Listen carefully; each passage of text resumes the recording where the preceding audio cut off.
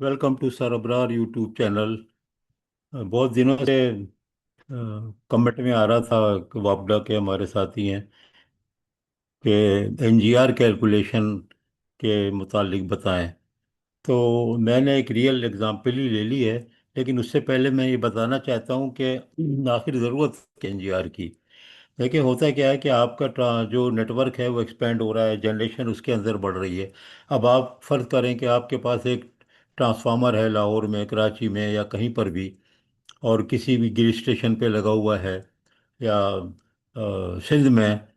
तो अब उन ट्रांसफार्मर के जब सिस्टम स्टडीज़ आप करते हैं, तो आपने जब एक ट्रांसफार्मर था तो कर ली, अब दो हो गए, फिर तीन हो गए, फिर ऑटो ट्रांसफार्मर ऐड हो गए।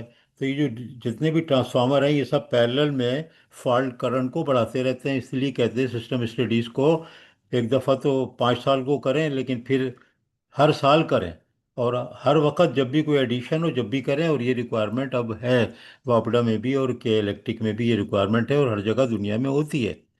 तो ये रीज़न है कि आपको लगाना है कि न्यूट्रल के अंदर एक रेजिस्टेंस, क्योंकि अगर वो बहुत ज़्यादा हेवी फॉल्ट करंट आता जाएगा तो वो न्यूट्रल को डैमेज भी कर सकता है, और वो रिले सेटिंग कोऑर्डिनेशन में भी प्रॉब्लम होते हैं फिर। तो उसको लिमिट करते हैं।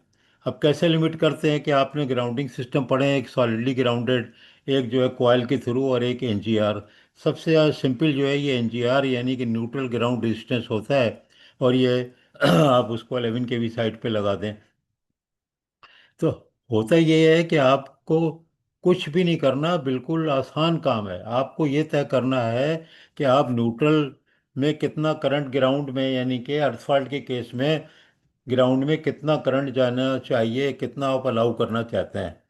तो यूनिवर्सली कुछ सिस्टम बना लिए गए हैं, 300, 300 एम्पियर, 600 एम्पियर, 1000 एम्पियर, बस इससे ज़्यादा नहीं।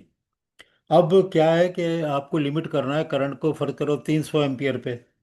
तो आपको कुछ भी नहीं करना है, सिंगल फेज टू ग्राउंड जो आपका वोल्टेज है 132 kV पे अगर आप लगा रहे हैं, तो उधर जो भी आपका वोल्टेज है आप उसको तकसीम कर दें इससे, जो आपने फॉल्ट करंट खुद तय किया है लिमिट करने को। आपने फर्ज करो 600 एम्पेयर किया है, तो जो जवाब आएगा उतने का रेजिस्टेंस लगा दें। अब जब रेजिस्टेंस लगाते हैं आप, तो फिर उसका ऊपर भी प्रोटेक्शन लगाए जाते हैं, क्योंकि कभी कभी ऐसा होता है कि ज़्यादा करंट उसमें फ्लो हो रहा है और वो डिटेक्ट नहीं कर पा रहा है, या उसमें करंट और बढ़ गया, आपने जब कैलकुलेशन किए थे पुराने हो गया वो, और फॉल्ट करंट बढ़ गया। तो फिर आप उसके ऊपर भी एनजीआर पे भी एक मॉनिटरिंग रिले लगाते हैं, सीटी लगा करके। और फिर वो अलार्म देती है कि ये अनबैलेंस करंट नॉर्मल भी अच्छा खासा ज़्यादा है, फॉल्ट में भी ज़्यादा हो सकता है। अगर आप उसको नहीं कंट्रोल करेंगे ग्राउंड करंट को थ्रू एनजीआर, जो आपने 600 एम्पियर रख दिया, तो फिर क्या होगा कि एनजीआर खुद ही पिघल जाएगा। और ये ऐसे हो चुका है एक केस में, गुलशन इकबाल ग्रिड स्टेशन पे 132/11 ट्रांसफार्मर का एनजीआर जब देखा गया खोल के, उसका कैबिनेट अलग रूम था, तो बिल्कुल ही मेल्ट था। सारी चीज़ें मेल्ट थी, उसकी कंट्रोल सब सिस्टम मेल्ट था। तो इसलिए ये ज़रूरी है। तो देखें, बहुत आसान है।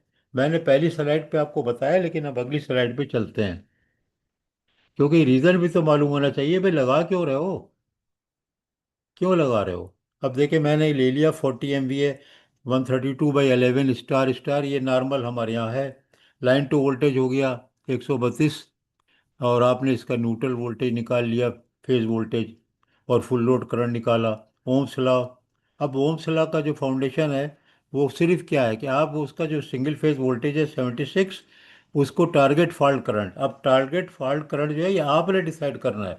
असल में इसीलिए बच्चे कंफ्यूज होते हैं कि यार ये कैसे कैलकुलेट करें। देखें, बिल्कुल ही आसान है, खाली ओम्स लॉ लगाना है, कुछ भी नहीं करना है। ये ड्रामा बनाया हुआ है कंपनियों ने कि उसके चार्जेस ले रहे हैं बहुत बहुत से, कंसल्टेंट रख लो, फिर वो बनाएगा ड्रामा।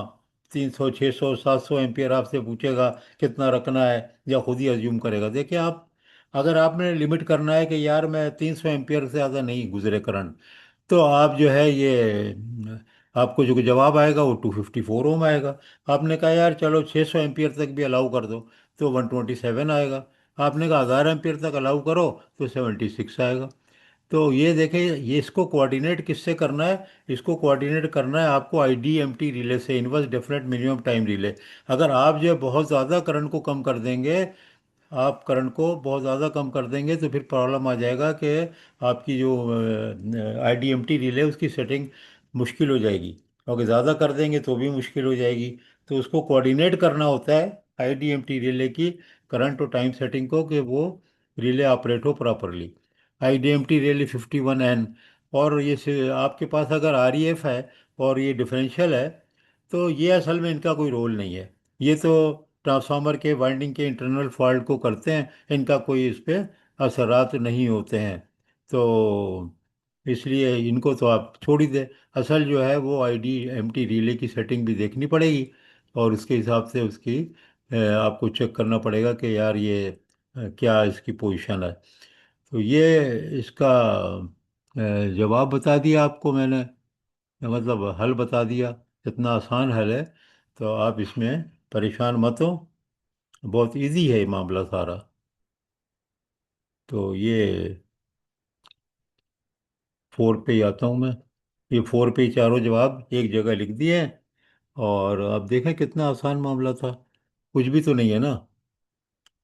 तो इसलिए मैं इसको इतना बना नहीं रहा था, लेकिन मैंने कहा चलो बना दो।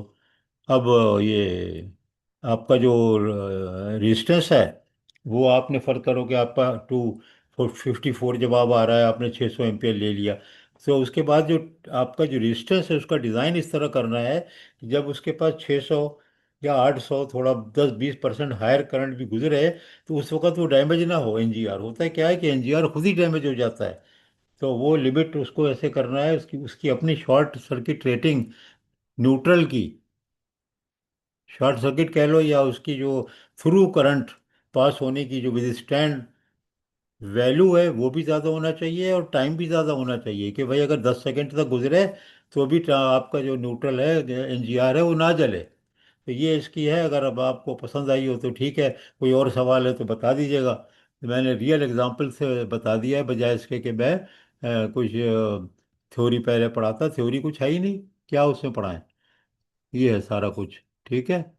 अल्लाह हाफिज़। सब्सक्राइब कर दें, शेयर कर दें।